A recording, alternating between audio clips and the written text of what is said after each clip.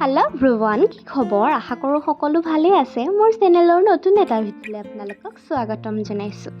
এইকেইদিন ভিডিঅ' দিয়া হোৱা নাই, মানে মই বিজি পাৰ্চন যে মোৰ ভিডিঅ' এডিট কৰিবলৈ একেবাৰে সময় নাই।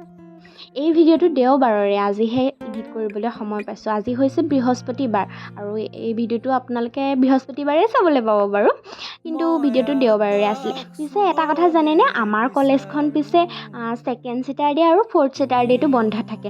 মই সেয়াই আপোনালোকক কৈ আছিলোঁ। এয়া দেখিছে নহয়, মই কিমান পেকপেকাই আছোঁ আৰু লগতে মোৰ বেকগ্ৰাউণ্ডটো দেখাই আছোঁ কিমান বেছি ধুনীয়া হৈ আছে। বৰষুণ যাক দি যোৱাৰ পিছত মানে কিমান বেছি ভাল লাগে নহয় পৰিৱেশটো। তাৰপিছতে অকণমান ঘৰত বহিলোঁ, আকৌ মই উঠি গ'লোঁ অকণমান গান গাওঁ বুলি। তাৰপিছতে এইটো মিয়াও পোৱালিটো দেখিছে নহয়, সি মানে মোৰ পাছে পাছে গৈ আছে আৰু মই গান গাইছোঁ, সি মানে মোৰ ভৰিকেইটাত খুন্দিয়াই আছে।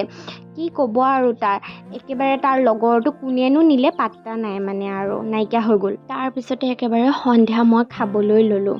আপোনালোকে কি খাই ভাল পায় বাৰু? মই পিছে ৰুটি চব্জি খাই বহুত বেছি ভাল পাওঁ। মায়ে অকণমান ঢেকীয়া আলু বুট ভাজি দিলে, মই এটা ডিম অমলেট কৰি ল'লোঁ, লগতে দিনৰ কলডিলৰ চব্জি আছিলে, সেয়াই একেবাৰে খাই ল'লোঁ আৰু। বাৰু আজিলৈ আহিছোঁ, বাই।